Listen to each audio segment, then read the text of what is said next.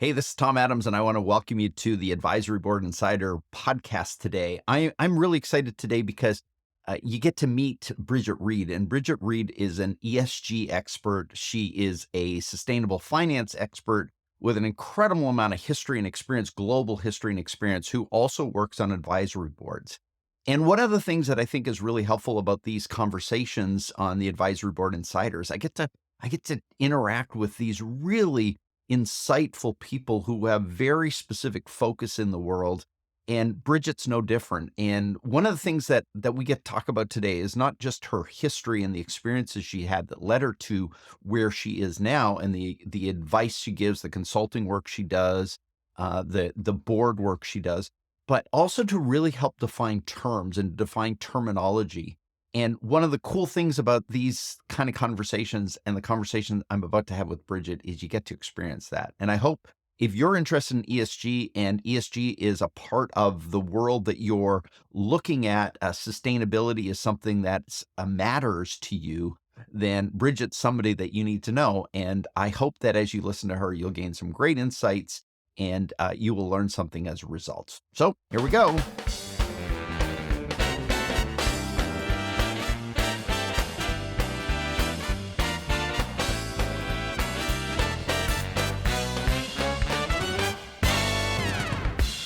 Brigette Reid, welcome to the Advisory Board Insider podcast. I'm glad you're here. Thank you so much for having me. Yeah, it's really nice to have you here. So let's start with, what are your geographic coordinates today? Good question. I'm in Baja, California, sir. So it's that kind of peninsula that pops out under California, but on the Mexican side. Right. I think you've probably heard of Cabo. We're about an hour north of Cabo. So in a place just outside of Todos Santos. Right. And so those of us who are observing the video version of this get a sense of that just by your background. You're not in a studio. Well, you are. I think you're in a really cool studio, but it's a real studio. And I see all kinds of interesting tropical looks behind you. Yeah, hopefully you'll see some hummingbirds come through. I can see the water from where I am. We are about 30 meters from the beach, so it's a pretty nice spot here. Oh, it's amazing. So let's begin with your morning drink of choice. What do you drink to start the day? Coffee.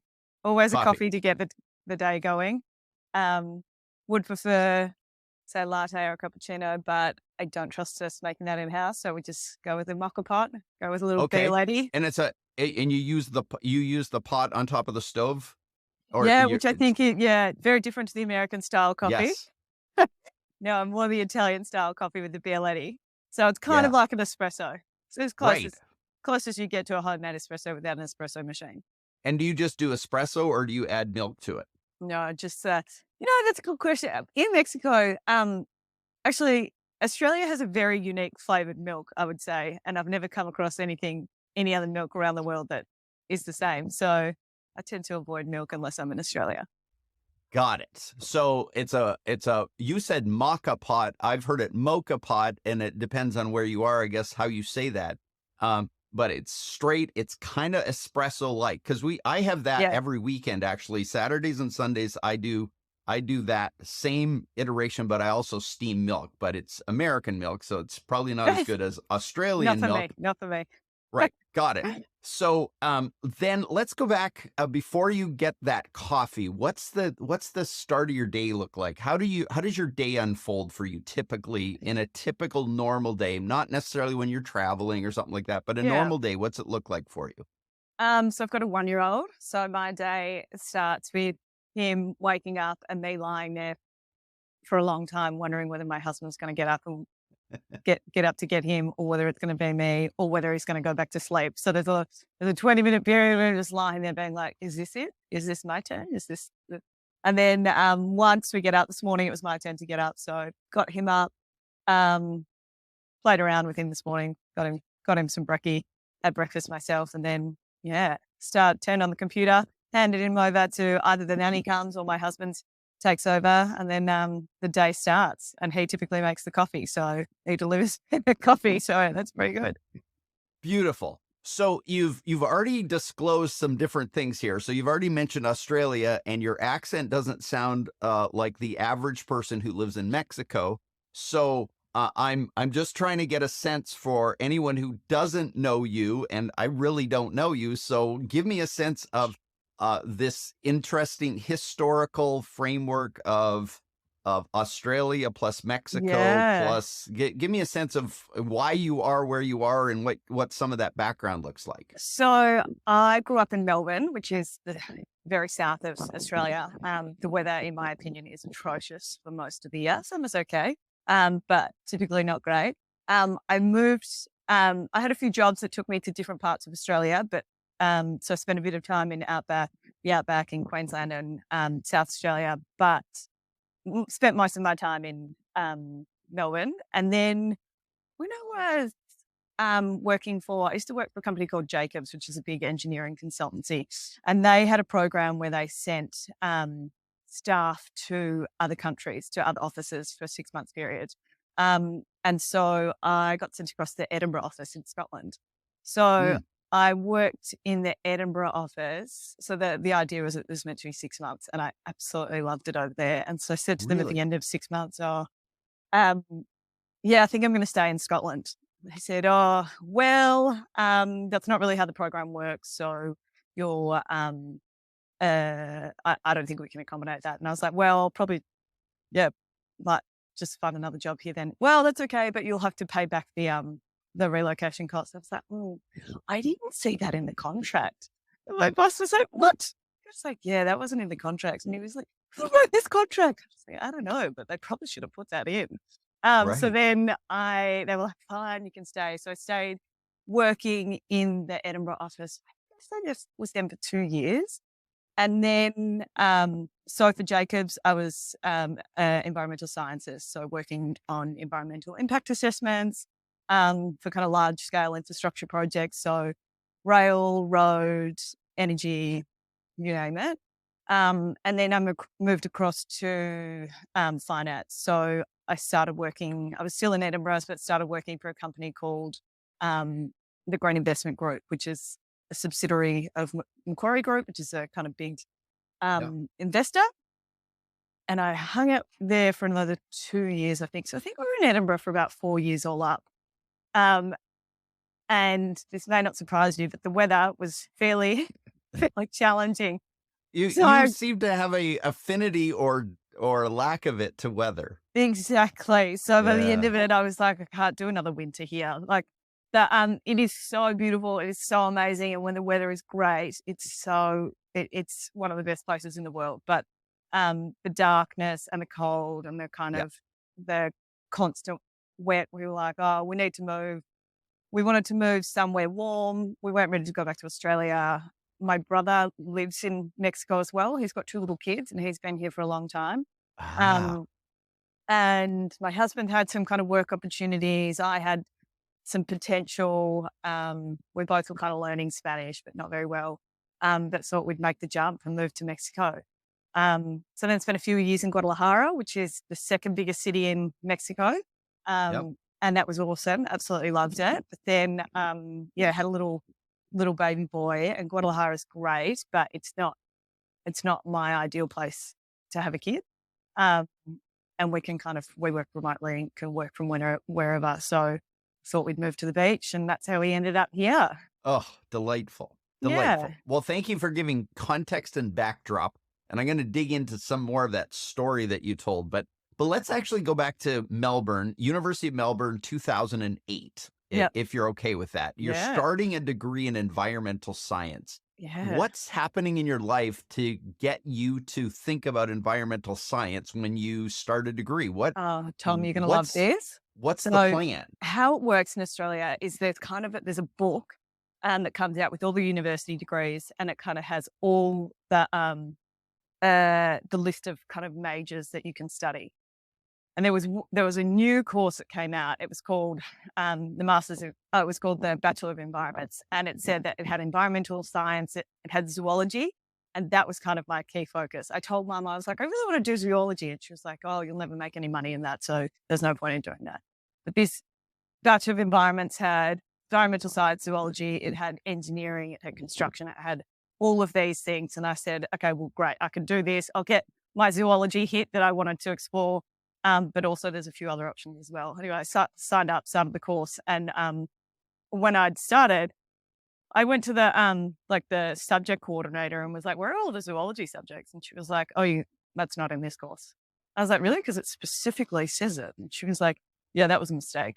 You have to do science for that. You can't do this. I was like, I literally just started the course anyway. So I was like, oh, well, you can I was like, I guess I'll do 6 months and then see how it goes. There were environmental science subjects in there.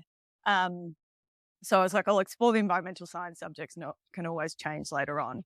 But then, started environmental science stuff and really, really enjoyed it. Did a lot of engineering subject, construction subjects. It kind of was I'm very much what do they call it? A jack of all trades, a master of Mm, nothing. yeah. So I really love kind of exploring new topics. So continued down the environmental science path, and there was 2 of us in the whole. There was like Really? there's 1,000 people that do the course, and there's 2 of us doing environmental science. So it's me and another bloke who, kind of they ended up stopping that environmental science major from that degree afterwards because they were like, what were these 2 people doing in here? I loved it. It was great. It allowed me to So explore a lot. yeah. So you get through that program and it's kind of a unique program, but you're getting to the end of that program. You're about to graduate. What do you like? What's the world looking like to you in terms of?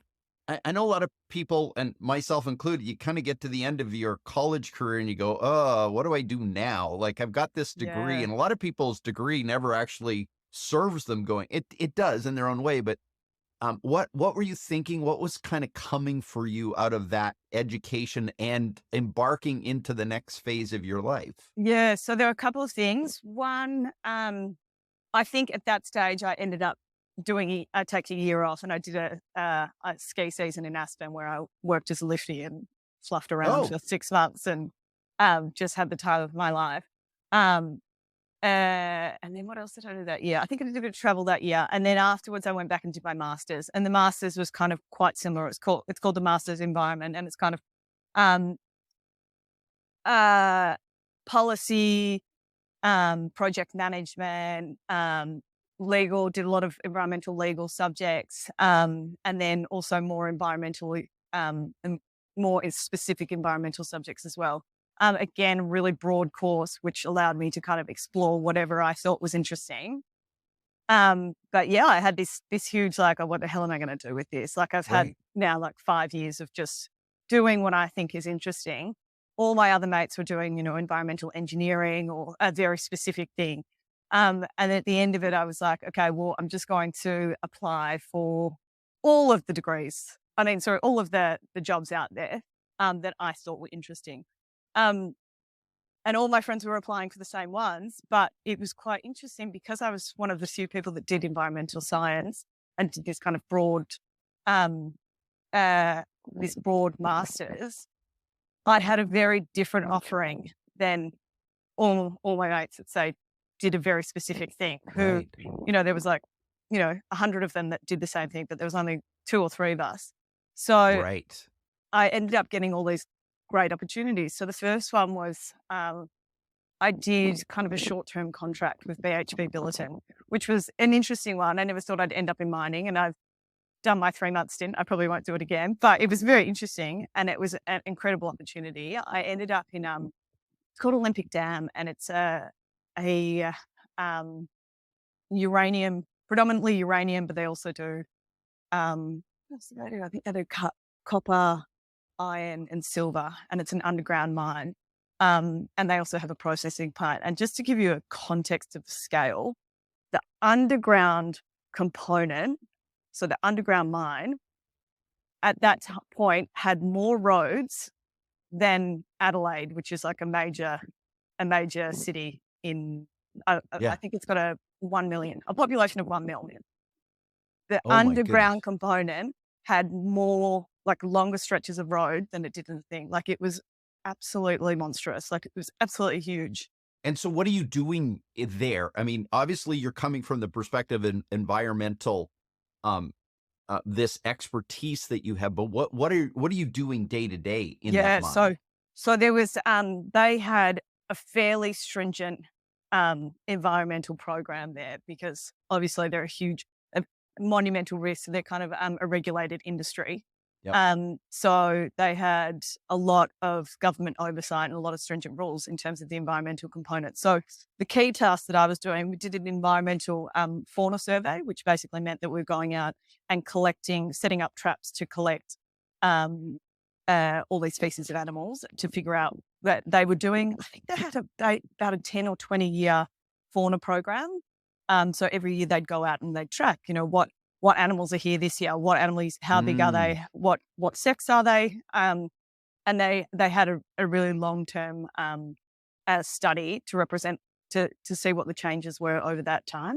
So that was a really cool program to get involved in. I was doing a lot of auditing in terms of hydro. I was specifically doing a hydrocarbon audit. So going around, and that was awesome. It sounds so boring, but it was actually so fun because it meant that I got to go to every single part of the mine. So mm, unlike a lot of other other people in the mine, you kind of get access to one specific right. area. But because the risks and the safety risks are so high, you have to do a day induction for every single area you go to. And Mm. mostly what I learned was there is literally a million different ways you can die in all of these Oh, circumstances.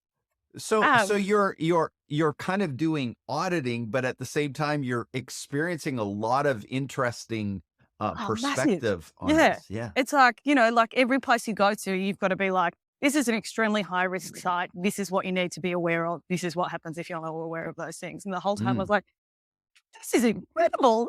Like, how do people, how did, like, these is people's careers that they do the whole time. And it's just like, you walk into a very high risk site every single day and the risks are yeah. huge. But like, if you manage them effectively, and I guess that was probably something that I have taken through the rest of life. You can work in there can be really high risks and but if you manage those risks and put those kind of the right controls in place, you can manage them really effectively. So yeah, I was doing hydrocarbon orbits, which basically means I was going around and seeing whether there was oil spills or petrol spills, and figuring out whether or not um, they had appropriate controls in place to manage those Got issues. it.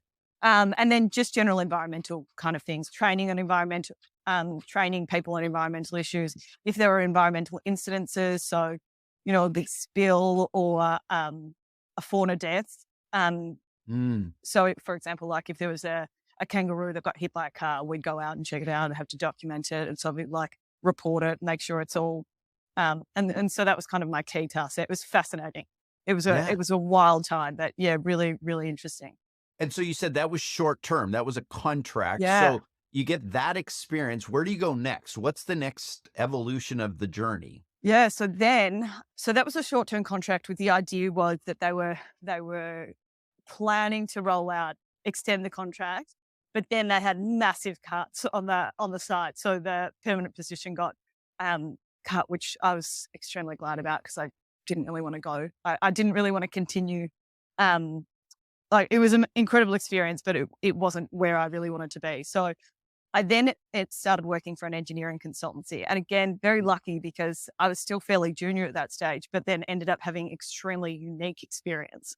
Um, so I applied for 100 different roles, got offered a few, and found this company that I was like, oh, these guys are quite interesting. So I started working for a company. They were originally called SKM, and then they got taken over by Jacobs, which is a big Okay. American Yep. firm. Um, and that was awesome. Again, really had the opportunity to do heaps of different things, which is kind of what it I think is really crucial when you're quite junior to experience almost everything. I got to work in, lots of different types of projects, but I also got to work with a lot of different specialists. So Mm, they have like hundreds and hundreds of different specialists that most people would never understand the name of. They've got like ornithologists that specialize in birds. They've got a whole historical team that specializes in different parts of, cultural heritage or archaeology or those sort of things. But then you've got the technical side as well. So I was working with a lot of electrical engineers or kind of mm, very specific skill sets. and I was working in what was called, a lot of the stuff I did was environmental impact assessments, which has formed basically the just become basically fundamental to my experience and my expertise. And that is basically, for those that don't know, um, I'd say any time that you want to build something, whether it's Hmm. a large piece of infrastructure or a kind of or a small construction site, I guess, you typically have to get an environmental approval from the Right. local government or the federal or the state, depending on how big it is. And the bigger you get, the more complex those environmental assessments come. So the ones that I was working on were huge ones. So kind of like, state defining or country defining Mm. kind of infrastructure projects. And once they get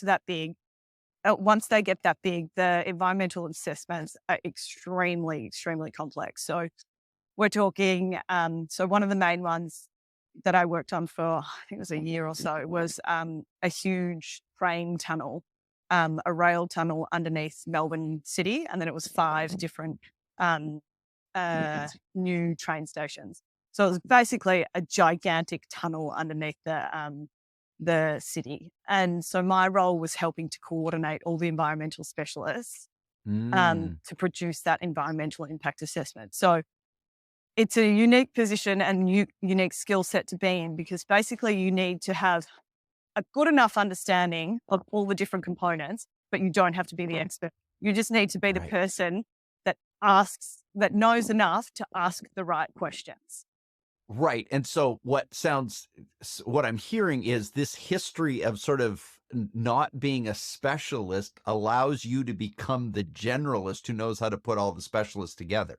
Exactly. And originally Yeah. I thought that was I thought that was going to Yeah. be uh, was my weakness. I originally thought it was my weakness. And I remember speaking to one of my old kind of mentors about it. And I was like, I don't have a specialty. And he's like, no, your specialty is the fact that you don't have a specialty. You really need Yes. to work with that.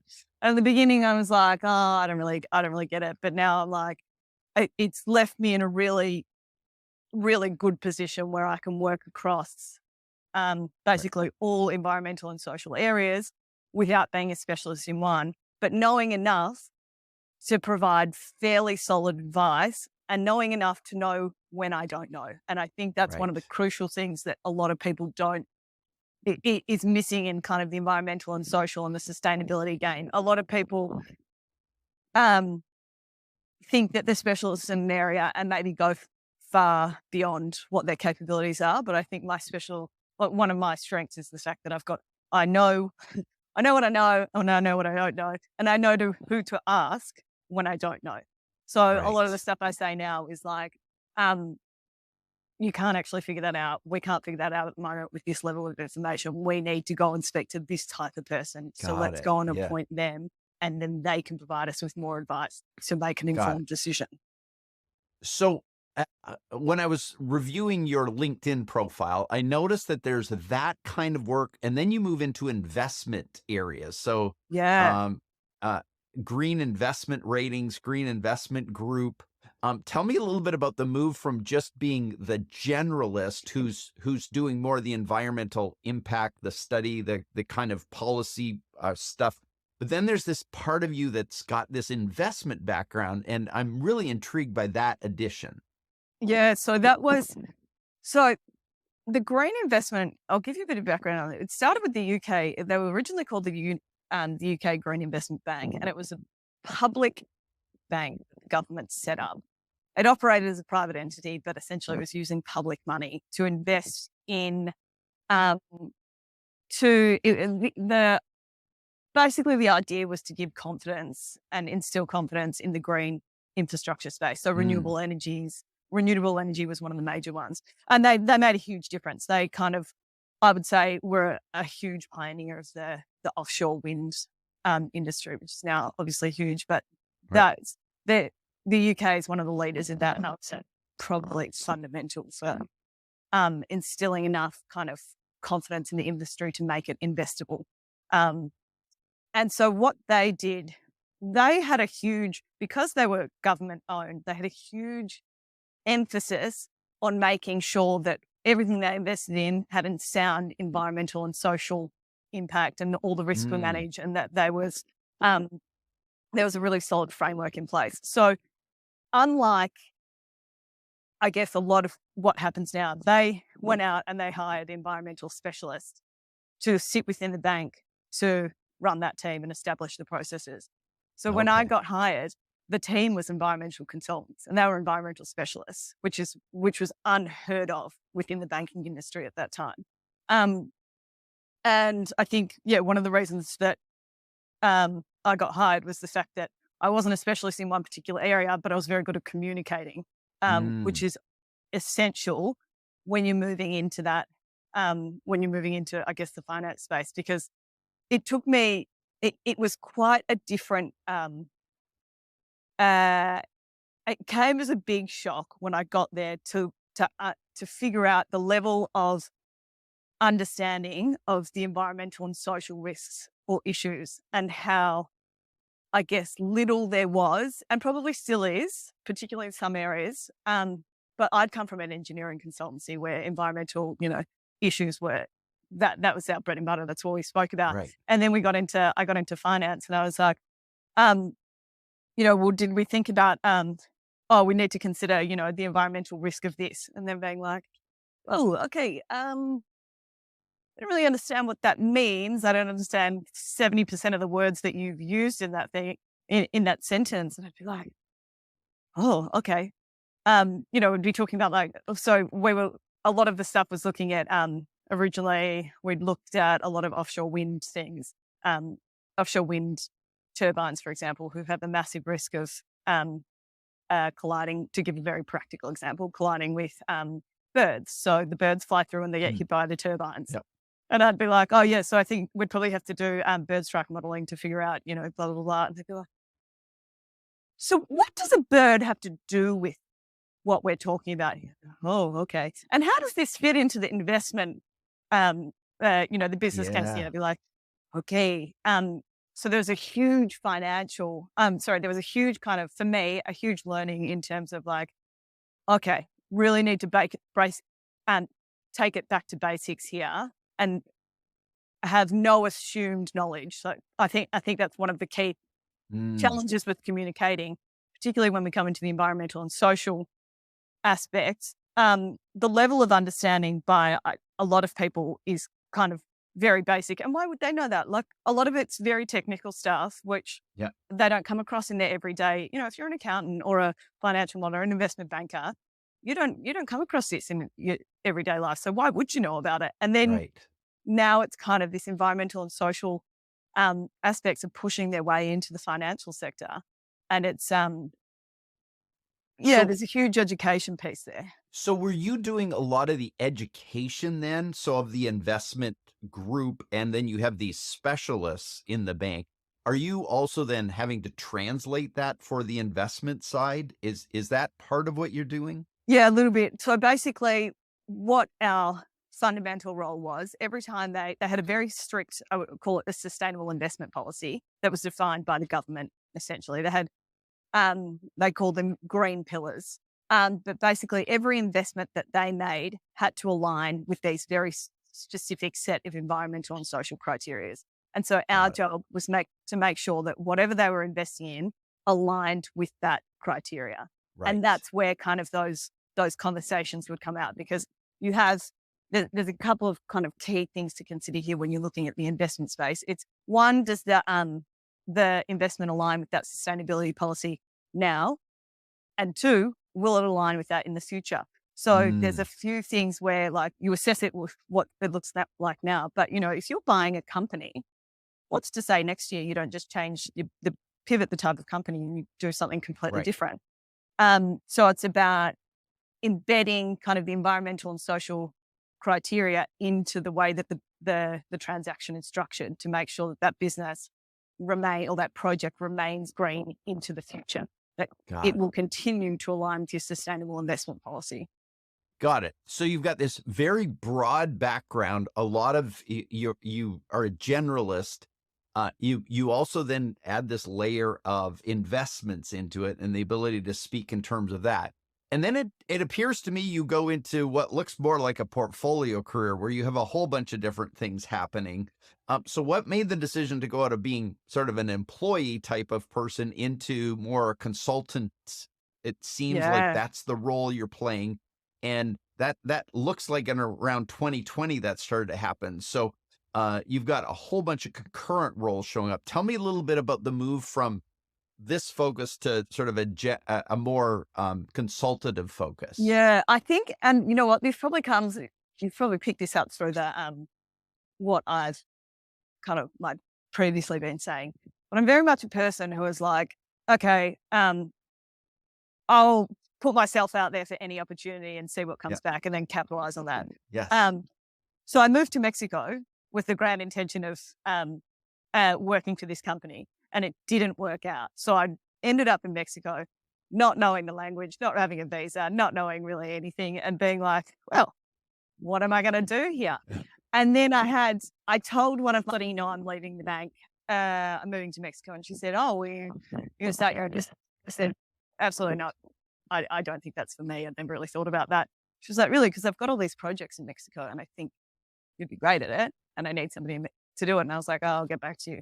And then an old colleague called me and she said, what are you doing now? I said, oh, I don't really know. I was just trying to figure it out. She said, why don't you join my company? We can go in this together. It's just me. You and I can go in this together and we can work together and build this thing. And I was like, okay, so I've got a ready-made company, a good brand, a good business partner, and a paying client, somebody that's like, I will give you this project. So I was like, Beautiful. okay, you know what? I'll just do it for the moment and see how it goes. And I started, and it's just, yeah, it ended up being really, really great. So a lot of my original projects and kind of one of the key things I offer now is this ESG due diligence service. So um, where investors are looking to purchase, say, a lot of the stuff I do is in solar, but looking to purchase an asset in another country.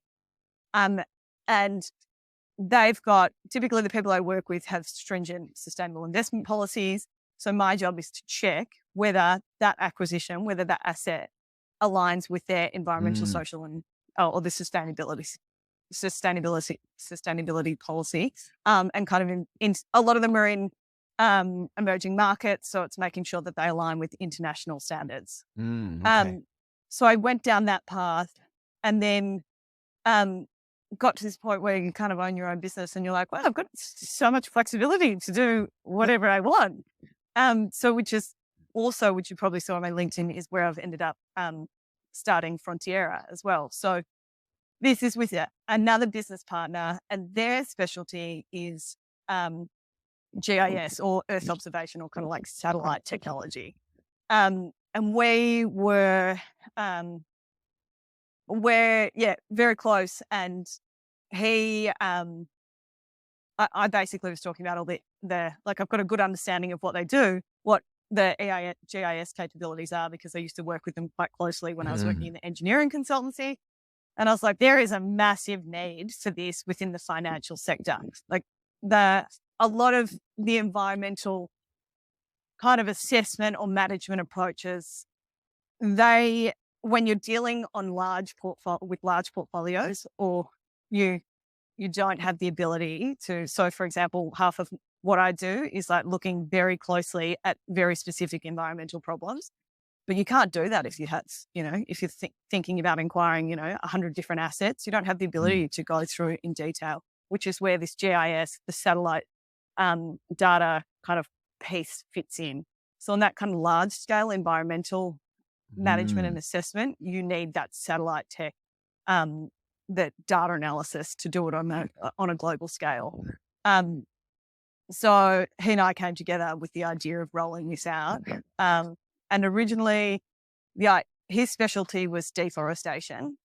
And I was like, these banks need to be looking at, one, there's all this legislation coming out now saying that you can't. So for example, in the UK or the EU, or there's a couple of states in the US as well, they're implementing legislation that says you can't import products that have been derived from deforestation. So you can't import an avocado that has come from deforested land. Mm, Um, and so I said to him, like, none of these banks are doing this. The financial industry literally have no idea. All this legislation's coming in, but they don't have the capability. They don't have the service providers to do right. it. And so we went down this deforestation path, and it turns out nobody was really interested in deforestation. So it's like, I think there will be eventually. I was like, this is ridiculous. Like, anyway, but it didn't really. Basically, there's not a market for it yet. I think there will be soon. It But then, will. Yeah. but Yeah. then we developed this brand. We developed the tech. We developed all these products, and then a thing called the Task Force for Nature-related Disclosures started getting talked about. And this was beyond deforestation. This was nature in general. So this is biodiversity. A component of this deforestation. It's, protected area. It's like biodiversity hotspots, it's water. And it's like, we looked at it and we're like, oh, this is exactly what we're doing. They've just called it something different. And Okay. our focus is on deforestation, and we reported all the other stuff. Whereas they're reporting all the other stuff, but deforestation is just kind of thing. And so we looked at it and we're like, oh, this is what we're doing. And now everyone's really interested in it. So that's where I'm kind of at now. It's kind of building Interesting. this business around what's called the Task Force for Nature-related Financial Disclosures, and offering that to mostly financial institutions, but also corporates. Got it. So, so we now have a context of this history and the work you're doing. Let's move over just a little bit into some terminology, because I think this is helpful. Yeah, Um, I think terminology is often full of a lot of diverse meaning, and the two that you've raised are ESG and sustainability, yeah, or sustainable finance. And I just want to, can you clarify what those two terms mean to you in light of the perspective that you bring to them? Because yeah, I think that's really helpful, because so often it's like you said earlier, people throw around the terms, but they don't even know what they're talking about. You know yeah, what you're talking about. So what do those terms mean to you, and how do they uniquely intersect for you? yeah. And I think it's an excellent question, because, as you've said, I think a lot of people use these terms, but the meaning has become lost or Yes. confused along the way. Um, And I think there are some fundamental difference, but as you've said, there's a lot of crossover. So essentially for me, ESG, or environmental, social and governance, it's a risk management approach. It originated, I think, it originated within the financial sector, this kind of concept of ESG. I think it originally was coined in a UN paper called Who Cares Wins, um, which describes the link between ESG and business success. Um, so ESG ultimately, for me, and fundamentally, I think it's a risk management approach that considers environmental, social risks of a business or a transaction or a project. So it considers, environmental risks associated with, say, water. If we're looking at Mm, environment, water, climate change, deforestation, biodiversity. We're looking at social risks. You've got the external social risks, like what impact is your product, your business having on this community or this protected group of people, this Indigenous group of people. And then yeah. you also, from the social perspective as well, it's kind of like what risks are associated with the people that work for you. So Mm, internally, a lot of people, I think when we look at the social component of ESG, a lot of companies focus on that internal component, which is like, what's happening with my workers, how many jobs am I offering, what quality of their condition, the condition of work, which is really important. And that kind of external social one that I previously mentioned about, like, what impact is our product or our right. project having on the community is often Right. lost. And then the governance risks as well. So governance is around um, how is the project, the business actually run. It looks at things such as tax issues, anti-corruption and bribery issues. And I would say, like, how the board is run, is it an independent company, Right. that sort of thing. I would say that is fairly well from a governance perspective. That's been around for a long time. Yeah. Yeah. There are fairly entrenched legislation around that already. Environmental is growing. There's kind of really core focus on at the moment. And there's environmental legislation out there. That social side is still, I would say, in its infancy. It's getting there. Mm. There's a big focus on it, but we're still, I would say, we've spent kind of the last 10 years trying to figure out what is the social goal for us. And we had like the UN SDGs, for example, the UN Sustainable Development Goals kind of defined what we want to get. And now we're trying to figure out how we actually get there. So how does ESG then tie to, because you've connected the dot, but how does ESG tie to sustainability? Yeah. So, well, if we go back to the original sustainable finance, Yeah. I would say sustainable finance, on the other hand, is about shifting capital away. So shifting money away from actions or products or activities that result in environmental or socially negative impacts. And got it. towards, you want to shift that capital towards environmentally or socially positive outcomes. Got it. And so for me, sits within the financial sector mostly. And at the moment, this sustainable finance piece is that's about kind of incremental change that's happening within banks or investment companies or financial institutions in general. But ultimately, sustainable finance is like this, the ultimate goal is transformational change where the financial system ends up, completely shifting so that it's no longer called sustainable finance. It's just the way finance operates. It's the way that we're then funneling all our capital towards things that we want, things that have really positive impacts. And the interconnectedness there is the fact that ESG forms a fundamental component of sustainable finance. So to get that, to assess and kind of figure out, manage the risks of sustainable finance or finance in general or projects, it's doing that ESG component, which ends up assessing and managing the environmental and social risks so that you can sort of like recognize, you can manage, and you can ultimately shift away. You can ultimately figure out what's positive, what's negative, and how do we get to that kind of more positive angle. Got it. There's kind of a lot of confusion. Yeah, no, but I think it's really helpful to clarify that because when you get that sense of it, then that helps me to understand how you process it with a client. But maybe to help me just one more step or help us as we listen to you, can you give us an example of how that translates either from a client of yours that you're comfortable sharing or an example that we might, it might help us to be aware of the example of ESG in a specific thing that then affects capital and how capital moves towards a better outcome, a more sustainable outcome versus a one that's not. And do you have an example of that you've worked on that you're aware of that you could share with us? Yeah, for sure. So if we think about an investor that invests in renewable energy, so ultimately the idea is that they're putting capital into renewable energy, which ultimately leads into positive outcomes versus the alternatives. And that, I guess you could say they're working in sustainable finance because they're putting money into that. But a component of that, to make sure that what they're investing in aligns with what we think is positive, they do an ESG assessment. So we do ESG due diligence. So my role is doing the ESG due diligence on that, them acquiring a specific asset. So what I would do is I would go through and I'd assess all the environmental and social and governance risks. So they're purchasing a solar farm, but is the solar farm located in the right place?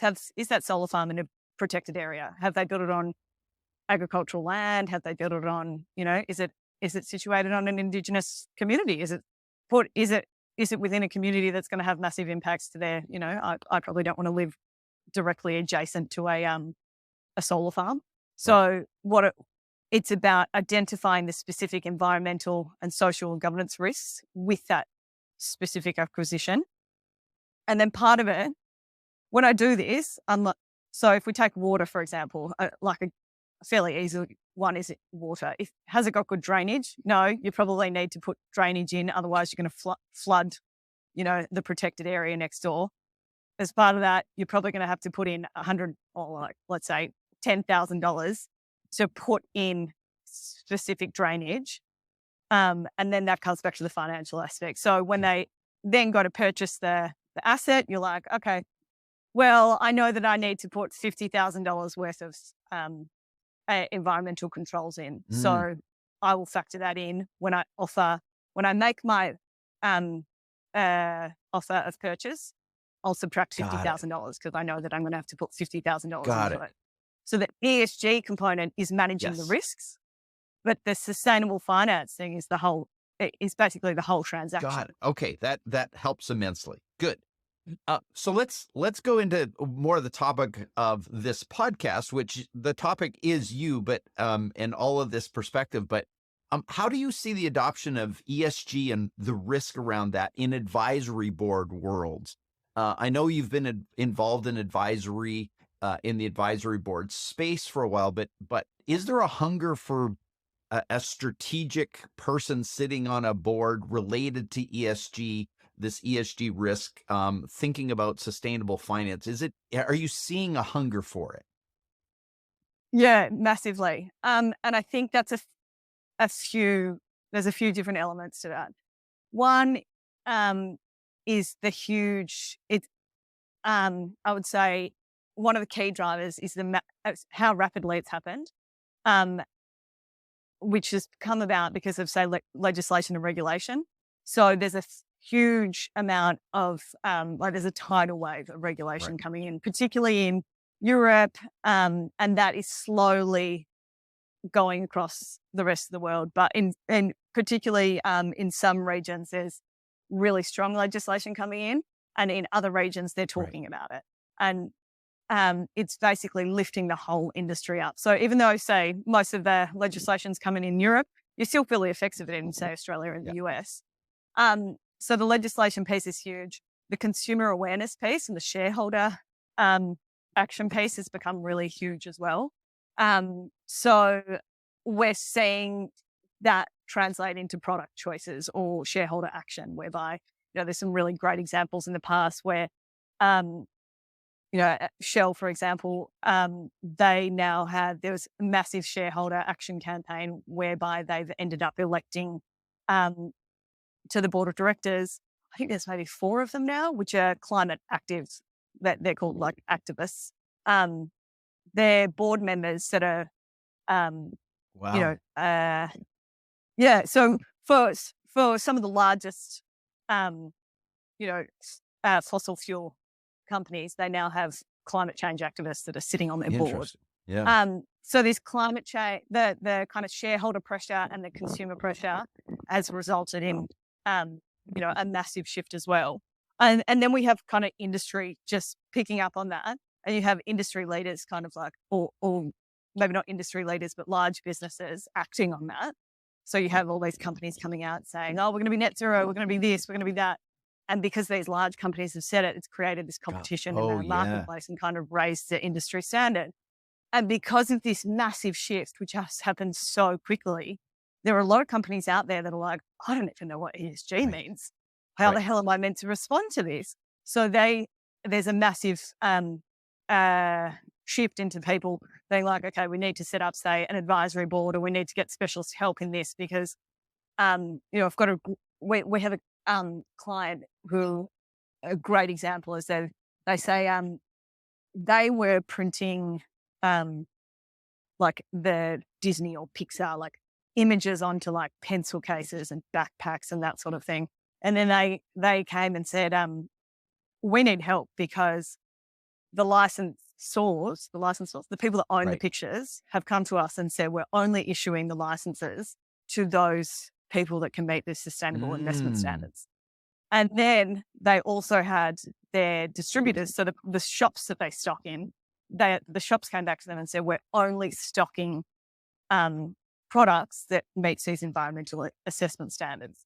And then there was another one. So basically, and their consumers, they were getting all these different pressures. They also had legislation that said you need to report against this. And they were like, yeah, so we've just realized that we can no longer operate. Like as of next year, we won't be able to sell to any of these. We won't have the product to print. and we won't be able to meet this legislation. So we really need assistance now. So these sort of companies are setting up advisory boards to help them through those challenges. Yeah, and you're seeing it based on your unique view of the world. You're seeing that sort of come from just like large shell oil kind of companies down into people who are building and creating product and selling product in the marketplace. It's starting to actually become more ubiquitous, it sounds like. Yeah, Yeah. definitely. But I would say it's very geographically dependent. I Mm, would say in kind of the developed economies, like say if we look at Europe, look at Australia, the US, we're talking about them, that is happening across the economy. So you have larger businesses and you've got medium-sized businesses and smaller businesses that are really getting on board this because they're really experiencing those pressures. But if you get into, say, emerging markets, or say, if we look at Mexico, for example, I would say that is only happening at the top 20% of businesses. Your yeah, larger businesses are yeah, experiencing those pressures, but the smaller kind of the 80% of because like Mexico, for yeah. example, is most of the economy is made up by very small Right, businesses. right. They don't experience those same pressures. Yeah, So it's very much geographically dependent, but I would say that those kind of got key it. Yeah. developed countries are going through that, and they're all seeking ESG or sustainability support. And so when they need it, say in an advisory board structure, are they tending to want it more as a short-term project where you get us up to speed and then help us across the finish line or get started? Or is it more they need somebody sitting on a perpetual seat, continually reminding them that? Or is it a little bit of both, depending on the size of the business? So typically the way it works is the original piece of work is that first one, short term. They're like, oh, we just need help with this. We're just going to roll out an ESG strategy and then we'll be done. And Right. then we always find that at the end of that, they go, actually, this is a lot bigger than we thought it would be. This is actually a lot more complex. So I think we're actually going to either have to hire someone or keep the advisory board going Mm, for a longer term. So ultimately, we see success, particularly from my consulting perspective. We see success is when they recognise that they probably need to hire someone full time, because it's not just one project. If for it to be successful and managed effectively, it is a long term process. So the advisory board role typically ends up um, uh, being, a few years at least till they yeah. get it Yeah. fully embedded. So I know that you're involved in this, and so when you personally sit on an advisory board, what's the unique angle that you're bringing? Obviously, this unique history, but if you're sitting on a project advisory board that's kind of set up to get this started and moving in a company, it does it go back to your former days of being a generalist and knowing how to pull the right people together and put them related to this project? Or are you bringing now a different perspective to it than maybe just purely historical, which is that generalist? Are you bringing more of the let me call you the village elder? Like, are you bringing that kind? Like, I'm just interested in what that unique role you play on the board may be. Yeah, so I think it ends up being a bit of both, because the kind of historic experience that I have means that I'm able to point out risks, but Hmm. the kind of village elder approach um, goes beyond that, to the point where it's uh, being able to provide kind of strategic advice on how best to manage that risk, or how best Mm, to set up the system to manage that risk. Ultimately, at the end of the day, these guys know their companies better than I do. yeah. So it's about, as you said, kind of leveraging the right people within the organization and figuring out who should be doing it and assigning kind of responsibilities to the people that already exist in there. A really good example is net zero. Um, it's become this, lots of companies committed to it. They've gone out publicly and said it, but the kind of the thinking piece has not been done. It's like, okay, so you've committed to it, but have you thought about how you're going to do it and who within the business is going to do it, and what steps do you need to take to get to that point? And so it's about sitting down with them and saying, okay, well, let's look at the business. Who have you got working for you? What resources do you have? Whose responsibility is what? And how can they assist to achieve your net zero goal? And that kind of thinking and helping them along the way to navigate that path is kind of one of the key things. Got it. So just help me there, because you used a term that I talk to CEOs all the time. This is part of what I do. And I'm not even sure what net zero means. I heard It's such a good point, isn't how it? you explained it. And so what's net zero? Yeah. So it's a it's a good question, and another one of those terms that people keep whipping out without knowing exactly what Right. it means. But basically, a company should get to the point where they are no longer producing emissions, and where they're so carbon emissions, for Yep. example, and where the challenge is and where the confusion comes from is net zero. So when you look at emissions, there's scope 1 or 2 or 3 emissions. Scope 1 is like the emissions that you get from the power that's coming, that your company uses. So are you using renewable energy? Are you using a coal-fired power plant? What emissions are coming out of that? And then you've got scope 2, which is kind of a secondary thing. So it's like, okay, my employee drives to work. What Right. emissions are coming out of that car when they drive to work? Got And it. then the Yep. scope 3, which is where the really complicated things come in.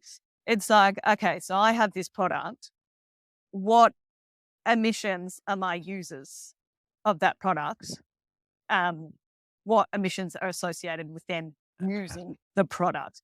And that part is, at this stage, really, really hard for a lot of industries. So when you look at this net zero thing, are we talking about scope 1? Are we just talking about, okay, I've committed to going net zero. Does that mean I just only need renewable energy and then I'm done?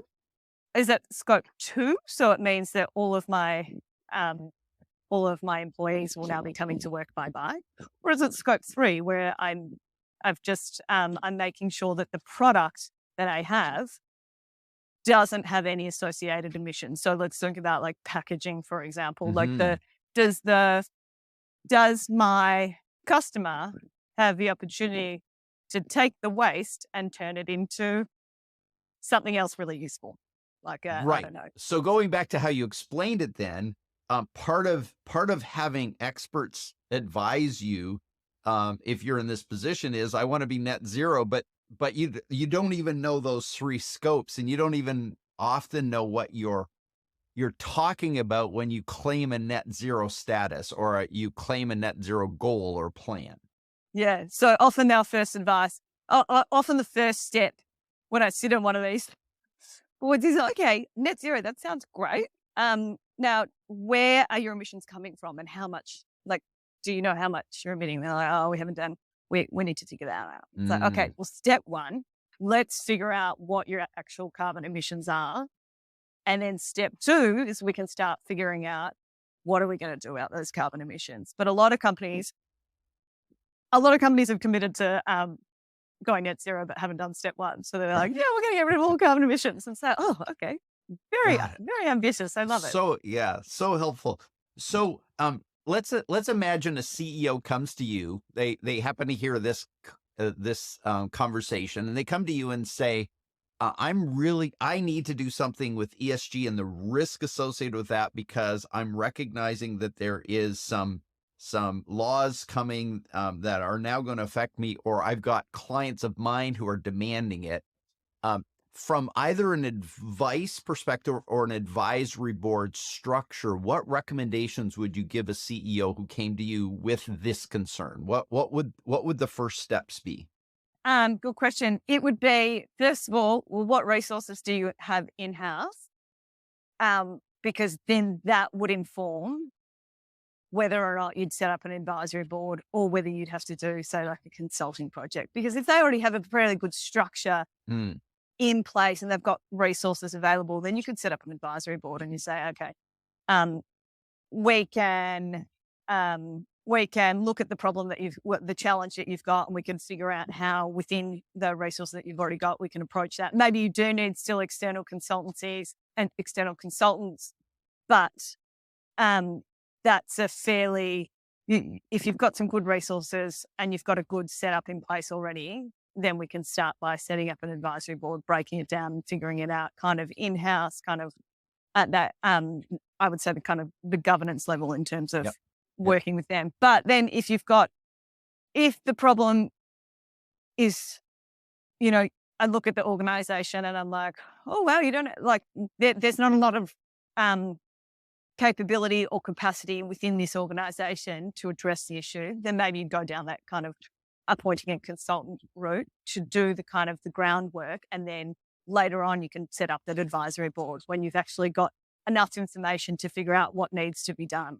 Okay. So it's really, you've got to do the groundwork really to get some degree of stability before even potentially an advisory board can support you with that. It sounds like. Yeah, I would say that for sure. So, I mean, if we go back to this net zero issue, that first step of saying, okay, well, have you done your carbon accounting? Do you know where your carbon emissions are? Let's do that first. Appoint a consultant to figure that out first. And then afterwards, we can set up an advisory board to figure out how you'd actually respond to that within the business. But at the moment, you're going in not really knowing anything. You don't have enough information to make it. Yeah, because the advisory board's going to say the same thing, right? An advisory board or that structure is going to say, well, what's the reality? What's the data that we're working from? Yeah. But if you've done that first component, you can set up the advisory board in a better manner and kind of more with a clearer structure if you've got the information to feed to them first. Yeah, so good. Well, this has been really helpful. And I mean, I feel like you've illuminated even my thinking on so much of this. And I feel like I'm always trying to learn, but so many things you've said today are things that I feel like I need help with. So thank you for that. I always like to end with, we start with getting to know you personally, and then I like to end with just some fun extra questions. So I'm just going to throw some fast questions at you. You can answer them or not answer them, but just give me a sense of your answer to this. So Mac or PC? Mac. Okay. My Mac is 10 years old and that is why I still managed to run, I do have a new one, but I still managed to run 2 businesses off a Mac. And I don't think that's a possibility with a PC. You need a new PC every 2 years. Right. How would your closest family members likely define, and let's say you said your brother, I think you said your brother lives in Mexico with you. How would he define what you do in the world? Oh, such a good question. Because most people don't understand it. That's a good question. How would he define what I do? I think he would say I help companies become more sustainable and work something to do with financial institutions as well, making them become more sustainable too. Got it. Okay. What book has shaped you more than any other book? Oh, yeah, that's a really hard question. Just mostly because I've just finished a book and I can't stop thinking. I just finished a book called Still Life. And that Still Life is about what? Is that a fiction or nonfiction? It's a fiction book, and it's about it basically follows the story of these 2 people, and one of them ends up living in Italy, and that's shaped my life because I've drunk a lot more wine since reading it, because every kind of scene is like, they sit down for a bottle of wine because they're in Italy. God. Have you used ChatGPT? And if you have, what was the first question you asked it? Oh, yes, I have. The first question I asked, what was it? I think it was, how do I get a police check in Mexico? Gives you I needed to get one done for a project I'm working on, and it gives you very detailed. It's my go-to about how do I do this? And it's like, go to this website, click on that link, download this file, fill that form in, take it to this office located at this place. Excellent. It's taken out. Wonderful. Yeah. Wonderful. And final question, what's your favorite web or phone app that gives you the highest return on your investment? Is there an app that you use that gives you really good stuff? Um,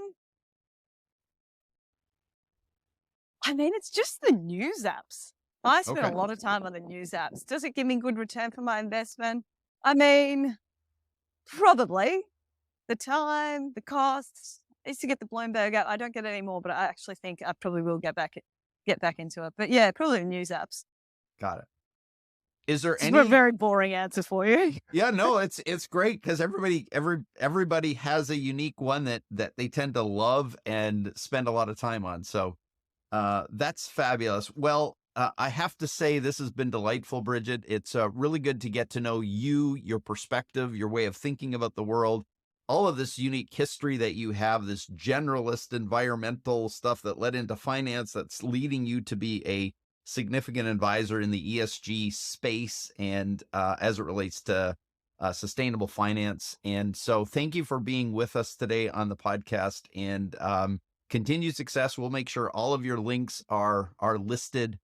Any final words from you? Um, what would my final words be? If you're not already thinking about ESG or sustainability, get into it. It seems very overwhelming, and a lot of people think it's very expensive, but that is not the case in my opinion. I think it's more about sustainability ends up being basically the cheapest way to operate. So get in touch if you need if you need a hand. Beautiful. Thank you again so much, and we will enjoy watching what happens as you continue your practice. Excellent. Thank you so much, Tom. Enjoy the rest of your day.